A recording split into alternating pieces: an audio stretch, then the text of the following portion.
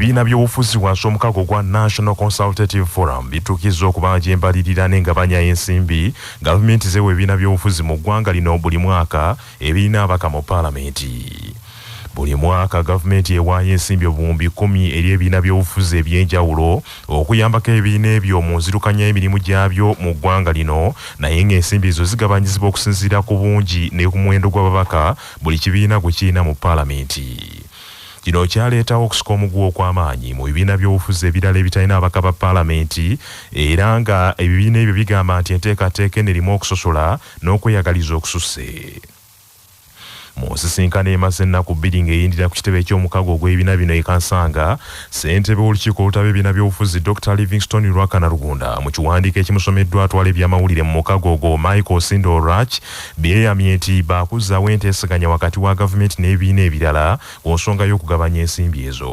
Tusaba gavumenti eddemu eweene aba political parties abaali registered kusende lwasonga nti zonna balina offices, balina administrative cost, oba oliawo basasula renti, kati kyande bakirungi okulaba nti buli political party amaze okufuna certificate ng'eri registered babeewo okusende gye babawa tusobole kulaba nti ekigambo kya political parties tukikuuma bulungi nnyo. Forum eno ate esaba gavumenti kusinziira ku ngeri president gy'ataddeko omukono mu luzungu tubagamba nti assenting to the code of conduct, kati efuuse bill ku parliament, tusaba nti amateeka gawadde National Consultative Forum mandate kulaba nti tutambuza ekigambo n'engeri ki gye tuyinza okutambula wamu nga political parties nga tetulwanagana nga tuli focused.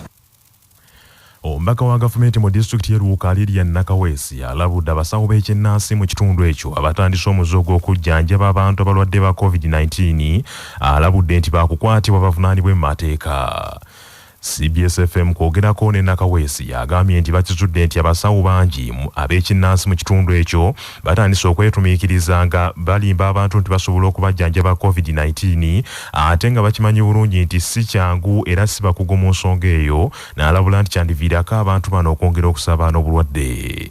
Bw'ati awadde amagezi abantu mu kitundu kino bettanira abasawo abakugu mu by'obulamu era bafune nga bafunye obubonero bettanire abakugu mu bwangu ddala basobole okuyambibwa ng'embeera tennasajjuka. Bali kukoma COVID bali mugeraageranya na Irogo witchcraft nga balowooza nti babalozi nti ate bimenke kusaagasaaga nga abantu batandika kufa nti olwo Irogo. So nende okukubiriza abayiwa mwenamwena abali mu Luuka district batandikira erala ku mukulembeze waimo wa district ne bonabona abayiwa baleme kukulimba abantu oba nakubakuba nti Irogo ng'ate omuntu anaabalwaire COVID. Akulira abasawo b'ekinnansi mu disitulikiti eno Tom Mutono akakasizza nti ddala kituufu waliwo abamu ku bannaabwe ababadde batandise okwenyigira mu kujjanjaba COVID-19 ate nga tebalina ddagala liwonya. Agambye nti omusawo w'ekinnansi yenna eyeesiba ku mulwadde wa COVID-19 bw'anaakwatibwa embuga yeneeramula. Omulanga gwa gavumenti abasawo b'ekinnansi timogufuireeku muli kukyaza abantu abali kufaaniririza obulwaire buno obuliwo buli kuloberwa mu nnaku dino ng'abantu abali kuidanga mu masabo aye nga RDC ayogere ku nsonga eyo kuba agiro kyetegereza ng'abalwaire abali kulwalanga corona bali kulumukiranga mu basawo ab'ekinnansi ate nga ife abasawo ab'ekinnansi tukaali kwega bulezi obwo era tukaali kubutegeera obuwonya corona. Kale gendi kubiriza abasawo mwena ab'ekinnansi abeeruwuka galala ne Busoga yona nti omuntu anayaganibwa ng'ali kwidandaba omulwaire yeefaaniririza ku omulwaire oti neeyo ayida akolebwaku ng'amateeka bwe galagira. Wowulira bino ng'abantu 8 be baakafa COVID-19 mu disitulikiti y'e Luuka nga n'abali ku ndiri bangi nnyo. Akulira olukiiko olulwanyisa COVID-19 mu disitulikiti y'e Kalungu Pastor Caleb Tukayikiriza atandise okusattira olw'abatuuze mu disitulikiti y'e Kalungu abakyagaanye okugondera ebiragiro ebyasibwawo okwetangira ekirwadde kino ekigenda okwongera okusaasaanya olw'ombulege.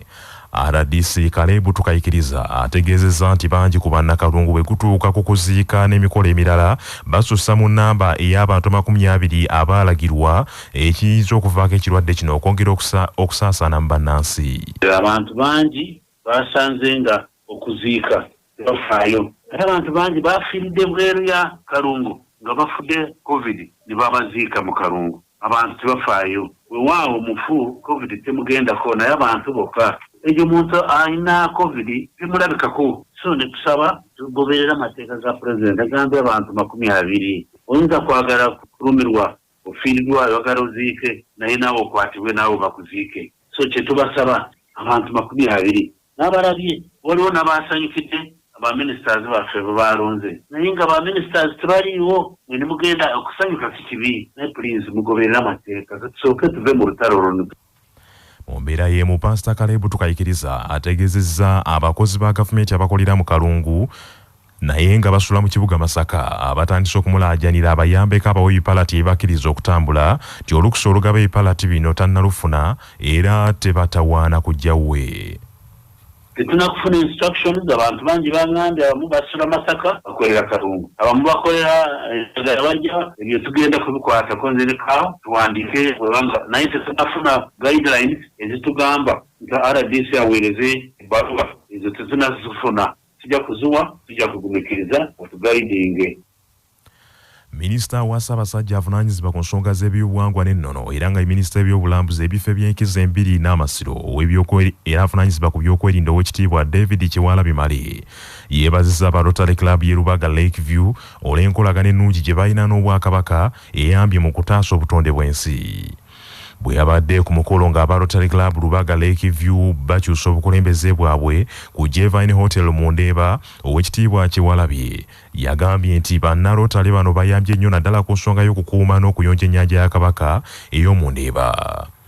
Omu ku babaka abakiikirira abasuubuzi ku lukiiko lwa Buganda olukulu ow'ekitiibwa Augusta Lulentake asoomoozezza bannarotale okwetooloola eggwanga lino okutandikawo pulojekiti ezisobola okuvaamu ensimbi okwongera okugaziya obuweereza bwabwe eri abantu bonna abali mu bwetaavu.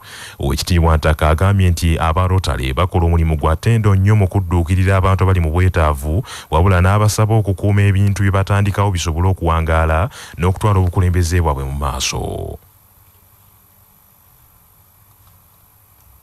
Temukkirizwa kubeera na aseti kubanga ffenna tumanyi ebyenfuna biyinza okulinnya ewuwo ew'omulala ne bikka naye bwe birikka ku biga percentage eya club eyo kyemwagala muli kituukako pulaani bye eyewange ey'okudevelopinga abalotalisebo nga tugenda okukola bye twagala bwe tuwaayo omwaka kugula ttaka ennateeka pulezidenti addako tuzimbeko ekizimbe kinaavangamo miliyoni 10. Pulezidenti n'akakiiko akaliddako kalitemaatema ezo nga bamemba abaliwo bwe bongereza okwo saavisi tezibe consistent mu kutuukiriza ebigendererwa eri abalina obwetaavu. Omukungu Douglas Mukiibi yawaddeyo ofiisi eri pulezidenti omuggya Namatovu Prose nga ye pulezidenti wa klabu eno owokutaano. Abadde pulezidenti omukungu Douglas Mukiibi agambye nti mu bbanga lyamaze ku bukulembeze mu bitundu basobodde okukwasizaako abantu mu bizinga by'ebuyigga ekisangibwa mu disitulikiti y'Empigi okubazimbira nayikondo okufuna amazzi amayonjo okudduukirira abayizi naddala mu byenjigiriza era nga n'ebirala bingi bikoleddwa ku masomero ag'enjawulo okututumula ebyenjigiriza.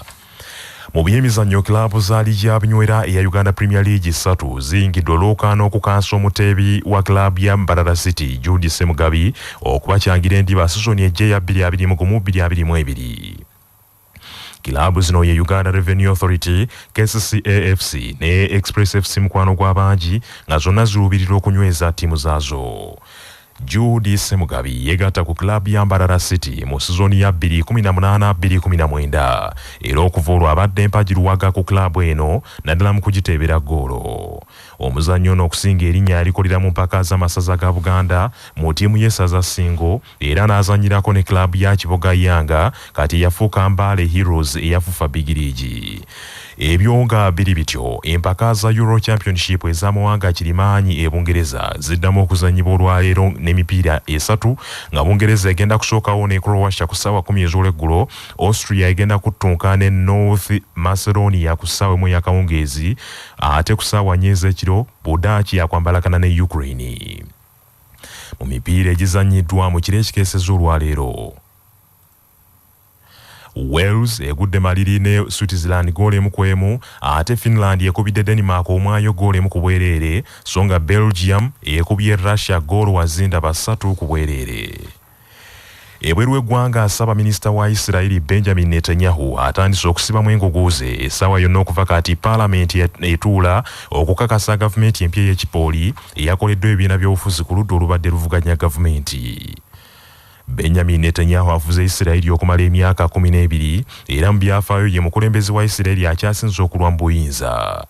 Mu ndagaano eyatonzeewo gavumenti ey'ekipooli kyakanyiziddwako nti abakulembera ebibiina by'obufuzi bibiri ebisinga obuganzi ku ludda oluvuganya gavumenti ekisanja eky'emyaka 4 bakyawuzemu emirundi 2 buli omu afugeko emyaka 2. Mu mbeera eno Naftali Bennett ow'ekibiina kya Yamina Party yagenda okusooka waakulembera emyaka 2 oluvannyuma enkasa gikwase munne Yair Lapid ow'ekibiina kya Yesh Atid Party ate olwo Benjamin Netanyahu abadde Ssaabaminisita akulire oludda oluvuganya gavumenti mu kibiina kye ekya Likud Party. Isirayiri ebadde maze ebbanga lya myaka 2 ng'eri mu masaŋŋanzira g'ebyobufuzi okuva okulonda lwe kwategekebwa n'ebulayo ekibiina ekiweza omuwendo ogw'essaliro ogw'ababaka. Ssaabaminisita Netanyahu n'abulwayo ekibiina kya ttana ky'omukago okuweza omuwendo gw'ababaka ogumusaanyiza okudda mu bukulembeze. Bannaffe amawulire ag'essaawa eno bwe gatyo bye gagenze. Sigala naffe ku CBS FM ey'obujjajja. Nze Joshua Musaasisi Nsubuga.